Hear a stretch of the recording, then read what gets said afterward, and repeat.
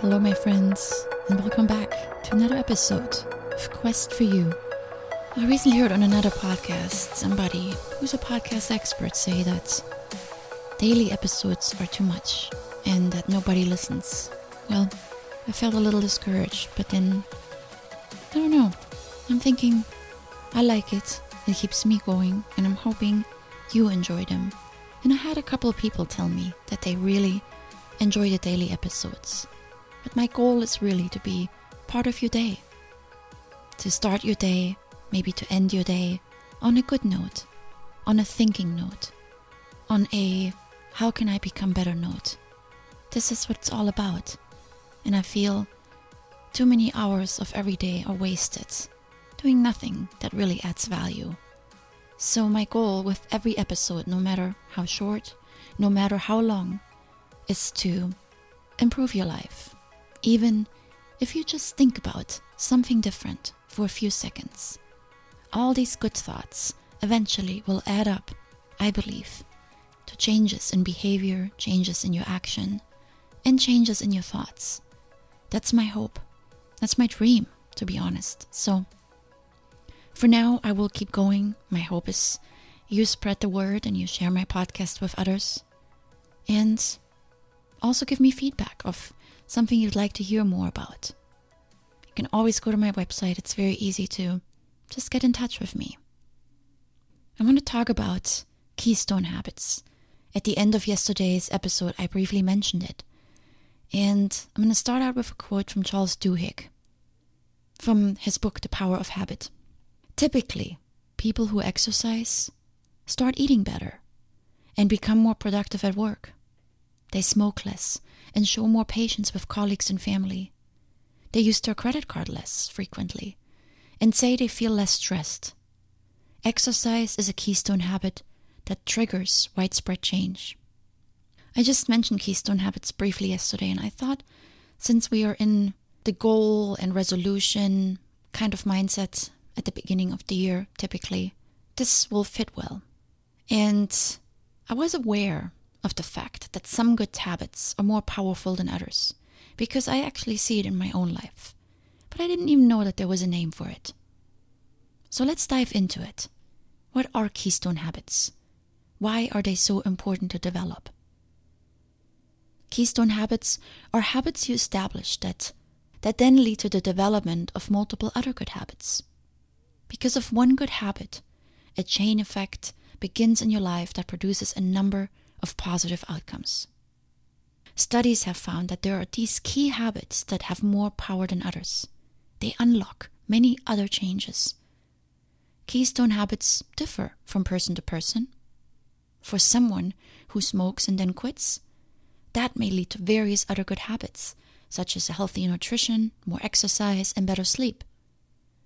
The one keystone habit that is fairly consistent across the board is the one that also is mentioned in the quote that I just shared, and that is exercise. And I can tell you from my own experience that exercising regularly has changed my life, and I'm not exaggerating when I say that. And the studies support what I've seen. Because I exercise, I am more conscious with the quality of the food that I eat.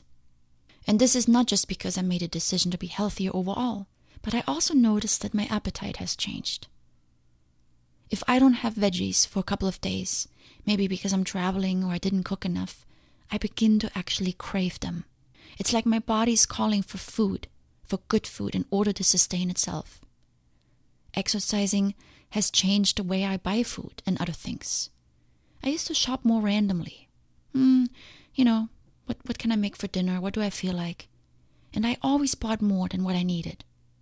Now I'm more aware of my meal sizes and how much I need for the week. And I buy very little on impulse, something I did more often before. My minimalist approach with food has rippled into other areas of my life, such as the clothes that I buy. I buy more when I need things. I don't go on mindless shopping sprees anymore. My self-image has changed as a result of exercising. I see the changes in my body and I feel more confident in my own skin. And you may wonder, how is that a habit? Well, let me tell you, I had the habit of believing my legs were ugly. I really don't think my legs have changed that much over the years, but I have come to a place where I accept them more. I know I'm working them out consistently, so I am not worried about them anymore as much. The biggest gain of exercising is that it has strengthened my willpower.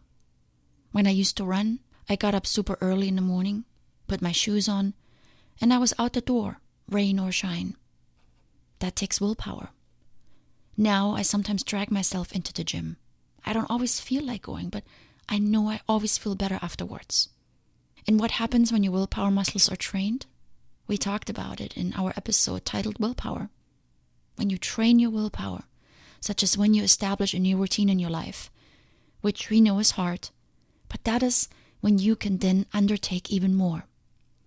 Exercising daily, making the time for it, in my schedule, has helped me see that I can make time for other things too if I really want them.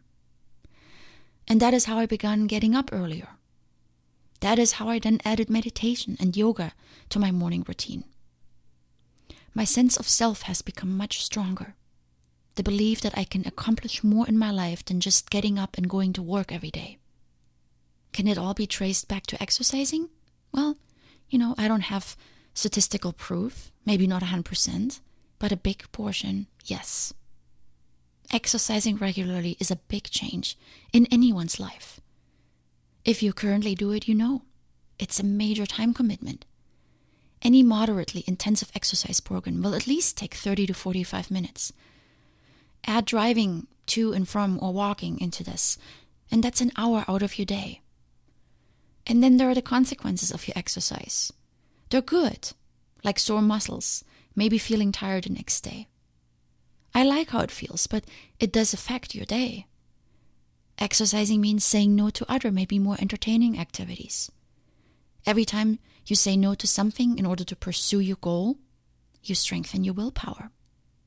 Extremely accomplished people, I believe, leave very little to willpower. They habitualized a huge part of their day, meaning they have routines in place that keep them in check. They follow routines, so they have to make fewer decisions. And fewer decision means less compromising on the things that matter most. So if you're someone that is always burning the midnight oil, and because of this constant lack of sleep, you're groggy, your relationships suffer, because you're always in a bad mood and short with patience, your work is only half as good as it could be, and you eat junk food because that's what a tired body craves. If you then decide to go and get a healthy 8 hours of sleep every night, this could be your keystone habit. Imagine the positive, maybe not even intended outcomes. You feel more energized, and this energy carries over into all other areas of your life, some of which we just mentioned that were adversely affected. So, the development of keystone habits can become a critical part of your personal development journey, of your quest for you. So let's talk about how to incorporate this technique into your life. You don't have to change a ton of different habits to get to your goals. All you have to look at is this. Which one or two habits will have the greatest ripple effect on the rest of my life? Look at the things in your life that will provide a platform for other changes, a stepping stone. What this means is that you need to dig a little bit, maybe even experiment to get to the root cause of many of the issues you have that can be traced back to this one thing. That one change can form a major breakthrough in all other areas of your life. We discuss many topics on this podcast, and almost every one, if implemented, could be a keystone habit for one of you. It all depends on your situation. Maybe the lack of money is the root cause of many of your problems. So put a plan together that addresses this. Maybe it's reduced spending habits, saving more. Maybe you need a second job or lower your monthly expenses. More money in the bank may give you more peace, better sleep, the chance to invest more time with your family, a more positive outlook into the future, which will then also lead you to make better decisions down the road. You see that ripple effect of keystone habits? And the best part of this ripple effect is this. You see results fairly quickly. And these results may not be the immediate area that you have in mind, but maybe in another area. So maybe you're sleeping more because you're really hoping to have energy enough to exercise in the morning. But maybe because you sleep longer, you haven't been able to make time for the gym. But you'll notice other changes. You start feeling better, more rested and more balanced, with more energy. The healthy diet may not show up immediately as weight loss, but it may affect your overall health. You feel better, your skin tone improves, your sugar cravings go down, maybe your coffee consumption goes down as well. You'll register small wins quickly, and you know what? You feel accomplished. And this in turn will lead to more confidence and to momentum to achieve more. When we see progress in one area of our lives using a keystone habit, it creates motivation to engage in more. And soon you'll notice more opportunities for self-improvement from these keystone habits that you're forming. Habits play a key role in our lives. 45% of all human behavior is habit-driven. That's a big part of your day. That's half of your day, if you think about it. A large part of what we think, say, feel, and do are primarily controlled by our habits.